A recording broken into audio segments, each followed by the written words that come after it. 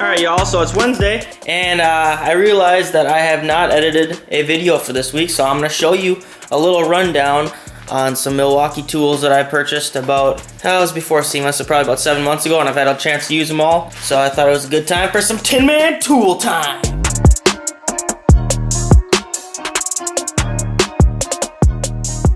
So I purchased a bunch of M18 tools. You can see a bunch of different things in here. I'll just basically give you a rundown on each one and my thoughts on it. Here is the M18 half-inch drive mid-torque impact. Now, what I like about this thing, it has 3 different settings. You see those different lights there, so that's different torque ratings. Depending on what I'm doing, I can adjust based on that. This is a really strong unit. I love this thing. I don't even use my air impact anymore.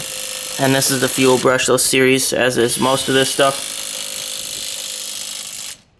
Here's a right angle drill. I've probably used this the least out of these tools, but this has probably been the most helpful because in rare situations where you can't get a regular drill in, you got this and it fits in there perfect. Forward, reverse, different speeds. Pretty nice little unit. Like I said, I haven't used this much, but it's been very helpful when I have. Now all these tools have built-in LEDs to illuminate your work surface, and again, these are all M18 series tools.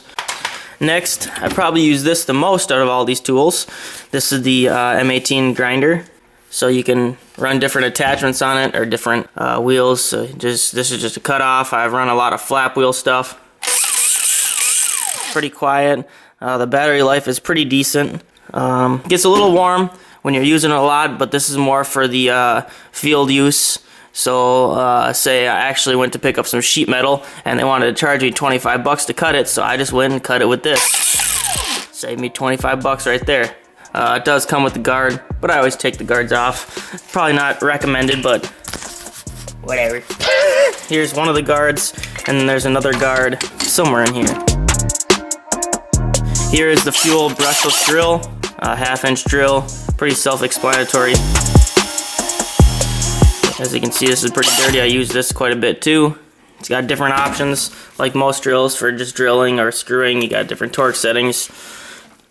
These Craftsman drills here, I actually bought the drill and impact driver set, about 6 months before I bought the Milwaukee stuff, and these things are f***ing garbage. I had an older Craftsman. Now the older Craftsman's probably 10 years ago. They weren't so bad, but these things, the chuck slips if you have basically anything more than screwing in a fucking screw. The chuck slips on these. These things suck. The batteries suck. They're lightweight, crappy plastic. Just not happy with these, so that was another reason I made the switch to Milwaukee. This here is probably the best $100 I have ever spent. This is a Milwaukee 3/8 drive. This is actually an M12, so it runs the smaller batteries. They do make an M18 series, which runs a bigger battery, but it takes up a little bit more space, and for most applications, the M12 is going to be fine. Pretty good unit here. It's got a trigger lock, so if you throw it in your tool bag, you don't have to worry about the trigger being pressed. It literally locks the trigger out. Again, this also has a LED light. Now, this, in comparison now to my Snap-on piece of junk, had this thing for about 9 months prior to getting that Milwaukee. You can just hear this one sounds like it's falling apart. The head selector actually broke, and Snap-on won't warranty that even though it's a hard part. So as far as I'm concerned, trash. Here's a light. Now a cool thing about this, I'll just plug in the battery and show you, but it actually illuminates 180 degrees, or you turn the selector and it'll illuminate like a lantern 360. Don't mind my pajama pants. Anyways, there's the brightest setting. Press it again, medium, low. Now you can see that it's illuminating 180 degrees.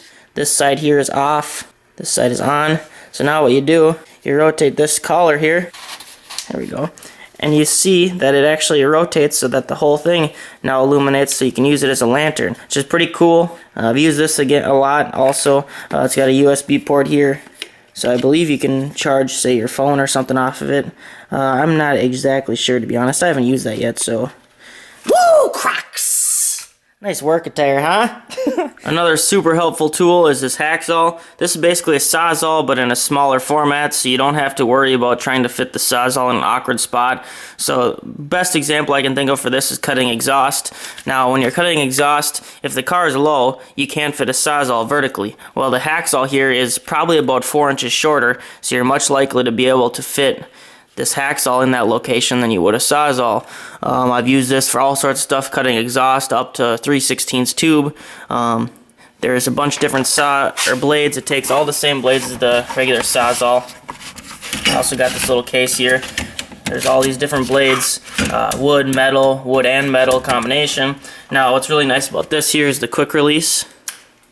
So you don't have to have any tools. All you do is spin this spring-loaded knuckle here, throw it in there, and then lock it in. It's super easy. This works pretty damn well. Also has a lock and unlock function and a light. So overall, this has been a very good tool for me as well. Here's another M12 series tool. This is one of their newer products. This is actually a hood lamp. So basically, again, it's M12, so you can get the regular standard M12 battery, or I also have the extended life bigger batteries for this unit. You can see here, this is a spring-loaded style. So it actually goes around your hood. You can use it in a bunch of different applications. Got some rubber on here. Still got to be careful not to scratch your hood or whatever, but it's pretty nice. Another nice feature of this is this sliding track. Now you can see the lights on, and this has been instrumental for doing the inside of this car here. Now, I know a lot of you guys have asked, when's the next build series, or when's the next build video coming? Well, I'm working on that, but it takes quite a while here. So as you can see, this is just a little preview. Did a little tunnel, did a reinforcing cross member there. I've done a bunch of little stuff up in here, doing all the garnish molding. Anyways, that'll be coming. Be patient. It takes some time to put all this together. I want to put it together in a way that makes sense, so I actually jump around a little bit on this build, and I don't really want to have my video seem like I jump around. I want to do, say if I'm doing the tunnel in one video, I want to finish that tunnel in the one video. I don't want to have to jump around like I do waiting for parts, waiting for steel, and just want to make sense for you guys. So be patient. Again, here's this light. You see it swivels. And there's also different modes, so I turn it off here. Here's a mode button, so you can turn it on. It's got a slow turn on feature. Then it's got 2 different brightnesses, so you can save your battery. They're both pretty fucking bright, ain't gonna lie. So that's really nice. So there's many different uses. I've actually used this on frame rails also. So when I was working under here, I actually went underneath the frame rail, and I had it underneath the light. Worked out perfect. All sorts of different applications, works out nice. Now many of the tools do come with the standard 1 battery and a charger, depending on if you buy tool only or whatever. So here I actually bought the 6-port charger. It charges M18 and M12 batteries in one. This is the extended life, or extended capacity M12 I was talking about. You can see that difference versus this little guy here. Oh, and these take about an hour to charge on this rapid charger. And then I have a couple different options for M18s. This is just a shallow, low profile, so you could use this on, say, that Hackzall to save you another inch or so off of the standard size.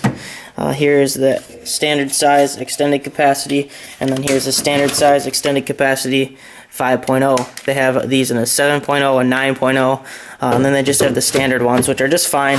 These will just give you a little bit more amperage for faster operation. Now this here is the main reason that I prefer and chose Milwaukee tool. This is an old 3/8 drill, just an electric that we've had for probably, I'd say, 35 or 40 years. Now this thing has been through hell and back. You can tell just by looking at it, and it's seriously just as good as when we bought it.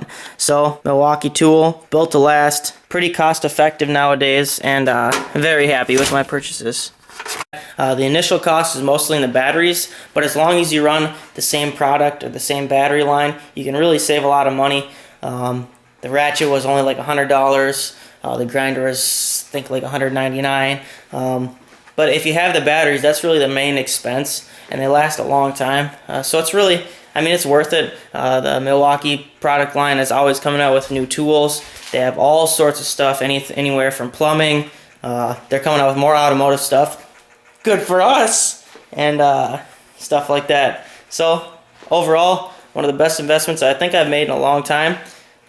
Best tool investment I've ever made, I'd have to say. and I think it's a good recommendation that you guys check out their stuff, buy it as you can, and slowly start accumulating that good stuff. Woohoo! Milwaukee tool. This here they call the Rover. Just a nice little LED light. Has 2 different settings, and then it just rechargeable actually. So they provide you a charger and everything. Just rechargeable. Takes about 45 minutes. Has a magnetic clip on the back, so you can use it on all sorts of stuff. Use it when you're working on anything. You know, you throw it in here. You got your light. Pretty handy. One thing you just got to remember is to make sure to grab it if you're working on a customer vehicle. Don't leave it under there because it's magnetic. You might forget about it. But that's that. Pretty nice light, and I believe this was about 50 bucks. I use this every day, so it's worth it for me.